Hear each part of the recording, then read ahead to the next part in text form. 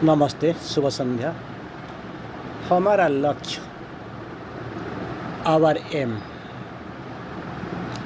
M हमारा लक्ष्य, ये हर वक्त बदलता जाता है। नदियों का स्रोत, पवन का दिग, ये सब कुछ हर वक्त इससे हमारा जो लक्ष्य है, उद्देश्य है, वो बदलता जाता है। इसमें कुछ सटीकता कुछ भी नहीं है, कंसिस्टेंसी नहीं है, नथिंग फिक्स्ड। सब कुछ अस्थिर होता है। हम नहीं जान पाते हैं, समझ नहीं पाते हैं कैसे बदल जाता है, लेकिन बदलता जाता है। कोई एक बच्चा पढ़ाई करता है, इसको पूछ लो तुम्हारा जीवन का लक्ष्य क्या है, वो बोल देगा मैं डॉक्टर बन जाऊंगा, इंजीनियर बन जाऊंगा, आईएएस ऑफिसर बन जाऊंगा। जब मैट्रिकुलेशन कैरियर केस में बैठे होंगे, क्या आपका उद्देश्य है? अगर वो अच्छा स्टूडेंट होगा तो मैं आईएएस बनूंगा।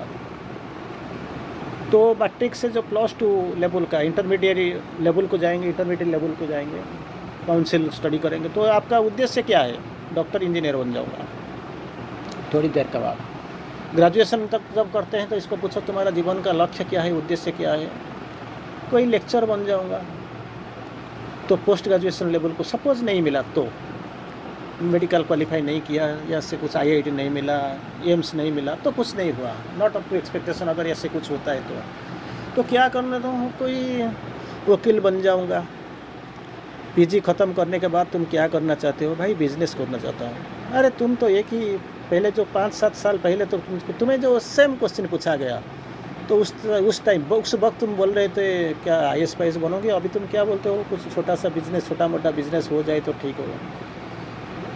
जीवन का धारा, समय की धारा, नदियों का धारा, पवन के स्रोतों की धारा, वो सब कुछ बदलता जाता है।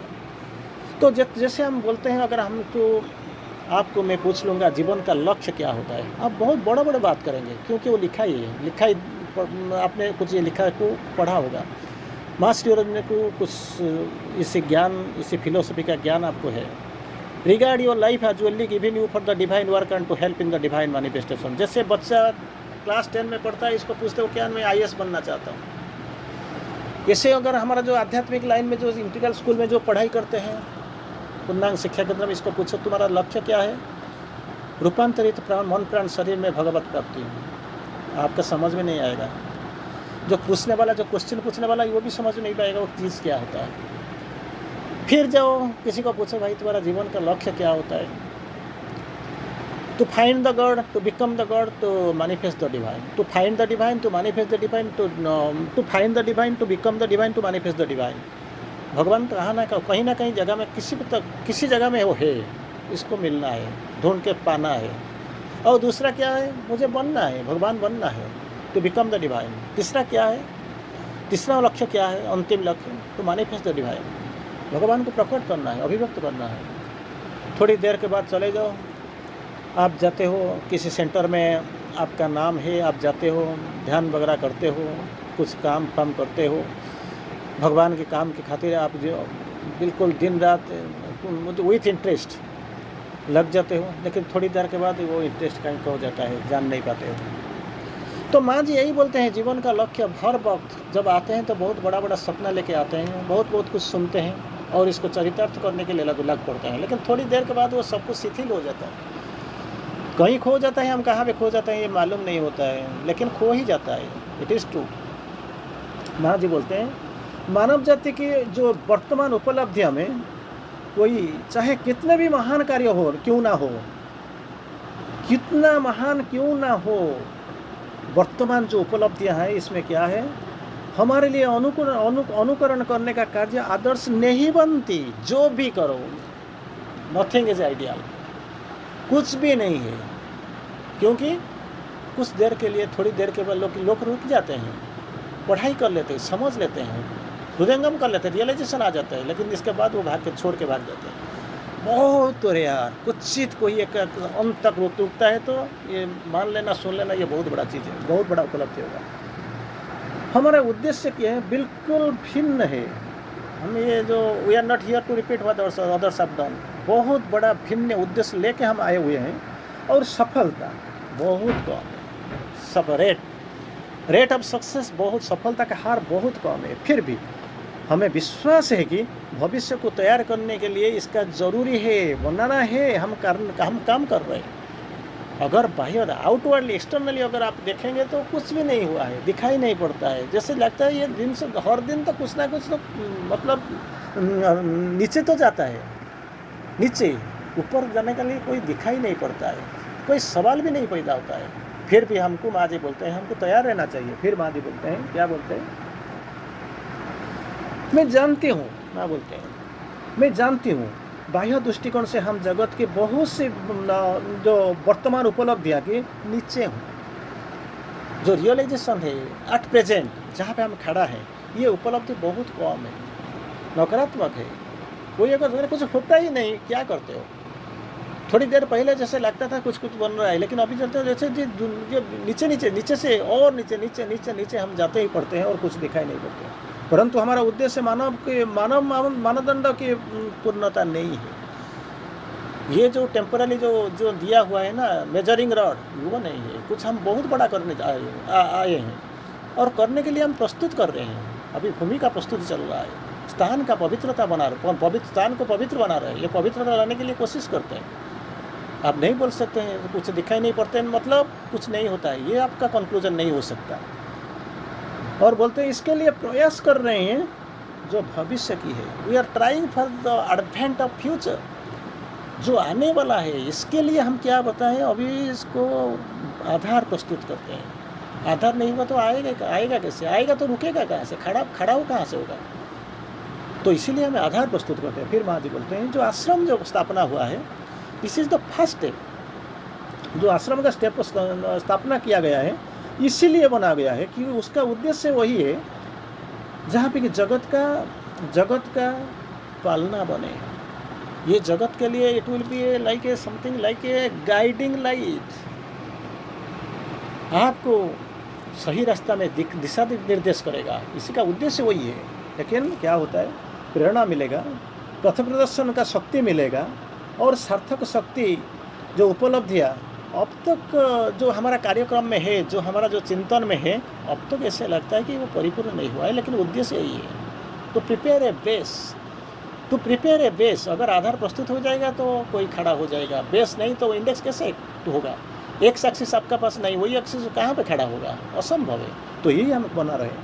केवल अपनी त्रुटियों, अपनी अपनताओं की, अपना असफलताओं की जो लेकर ये जगत में भरा हुआ है, अगर इसी को देखते रहेंगे तो देखते रह जाएंगे और कुछ नहीं है। इसी का नाते आश्रम का वर्तमान जो जगत का यही है, असंपूर्णता, अपूर्णता और त्रुटियाँ, ये असफलता, यही सब दिखाई पड़ता है क्योंकि अब तक प्रस्तुत नहीं है। एक वक्त था जो माँ जी और प्रभु के सामने जो लोग साधना कर रहे थे, जो साधक थे, साधिका थे, ये लोगों का पास कुछ ऐसे कुछ था, ये लोगों का पास कुछ रेस्ट्रिक्शन था, ये लोग का पास कुछ माँ जी कुछ गाइडेंस था। लेकिन बाद में माँ जी को एहसास हुआ ये लोगों को फ्रीडम देना चाहिए तो दे दिया। लेकिन इतना फ्रीडम नहीं दे दिया गया, शायद लेकिन कोई इसको लिबर्टी को शायद का गलत इस्तेमाल किया, इस स्वाधीनता को गलत इस्तेमाल किया गया। तो माँ जी फिर भी दिया गया क्योंकि ह्यूमन नेचर ये बदलते रहेंगे। ऑलरेडी मैंने तो पहले शुरू से किया है, उसका तो इसका नियत है बदलना, ये नियत ही है बदलना ही है इसको। जैसे ये लोगों ने सोच लिया, मान लिया कि हमको बदलना ही है, ना बदलना ठीक नहीं है, तो ऐसे बदलते रहते हैं। माँ जी फिर बोलते हैं मानव जाति के वर्तमान उपलब्धियाँ से किसी में भी वो शक्ति नहीं है जो आश्रम की उसने की कठिनाइयों से बाहर निकाल सके, जितना हार्डनेस है, क्योंकि इसका समझ में नहीं आता है वो क्या चीज़ होता है।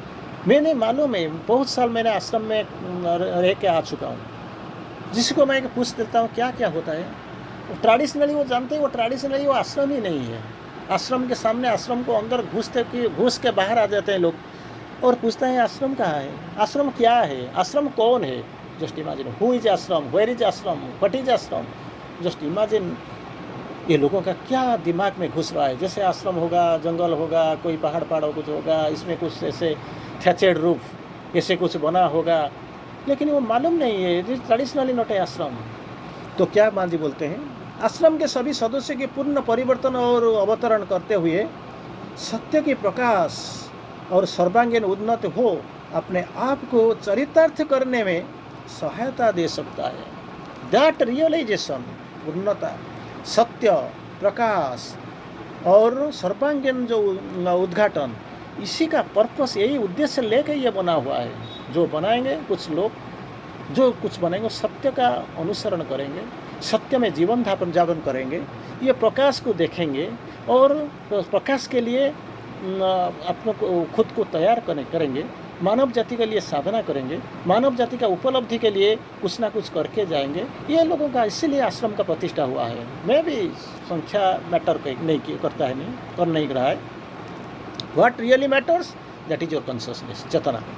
तो फिर माँ बोलते हैं निस्संदेह ये बहुत कठिन कार्य है, इट इज़ टू डिफिकल्ट, बहुत कठिन कार्य है, लेकिन इसे हमें पूरा करने का आज्ञा मिला है। वी हैव बीन ऑर्डर्ड, इसी को पूरा करने के लिए हमको आज्ञा मिला है। माँ जी बोलते हैं, मैं नहीं बोलता हूँ, आज्ञा मिला है। और हमें धरती पर केवल इसी उद्देश्य में तो है जो करने आए हैं, जिसको हम स्वीकार करते हैं, यही करना है। इसी को एम्बिशन, इसी को एक्सपेक्टेशन और इसी को पीछे चलते चलते भागते भागते अब तक आ चुके। दिस इज अवर एम, ये हमारा लक्ष्य है, इसी को चरितार्थ करना है, परिपूर्ण करना है, इसीलिए तो हम इधर हैं, बैठे हुए हैं। और फिर माँ जी बोलते हैं हम परम प्रभु की इच्छा और सहायता में अंतिम विश्वास रखते हैं। ये भगवान की कृपा अगर नहीं होगा, भागवत कृपा नहीं आएगा तो कुछ नहीं होगा। तो हम आशा करते हैं, विश्वास करते हैं भगवान की सहायता जरूर मिलेगा, अंतिम सहायता मिलेगा। और एक विश्वास में हम रहे, अनशेकेबल फेथ ये को लेके बैठे हैं। भगवान और परम प्रभु को इच्छा और सहायता जरूर मिलेगा। और ये सहायता को लेके, ये सहायता के साथ हम चल पड़ेंगे। और एक बार चल पड़ेंगे तो रुकेंगे नहीं, कहीं रास्ता छोड़ के बीच में भागेंगे नहीं। और जो हमको जिस उद्देश्य में हमको लाया गया, हमको समझा दिया गया, हमको चलाया गया और हमको दिशा निर्देश हमारा किया गया, इसी को सामने रखते हुए, इसी को दिमाग में रखते हुए, इसको सोचते हुए हमको जीवन का कोई विशाल यात्रा में अग्रगति करना है, अग्रसर होना है। ये तो माँ जी भी स्वीकार किया है, माँ जी ने हमको भी बता दिया। ये कोई आसान काम नहीं है, बहुत मुश्किल काम है। इसके लिए असीम धैर्य चाहिए, अनशेकेबल फेथ, और बीच में छोड़ के जाना नहीं, रास्ता राह की भटकना नहीं। अगर कोई किसी को आपको बुला देता है, कोई उसको घुमा देता है, इसी घुमाने से आपको ये इसमें विच्युत होना नहीं चाहिए, क्योंकि हमारा लक्ष्य परिपूर्ति करने के लिए ही आश्रम का प्रतिष्ठा हुआ है। माँ जी श्री अरविंदो और प्रभु की कृपा हमारा पर बरस रहा है, तो जाना ही पड़ेगा। चलिए माँ की कृपा के साथ ये अभियात्रा शुरू कर देते हैं। जो शुरू तो हो चुका है, हम जाने के लिए कोशिश करते हैं, वही हमारा आखिरी कोशिश होना चाहिए। वंदे मातरम।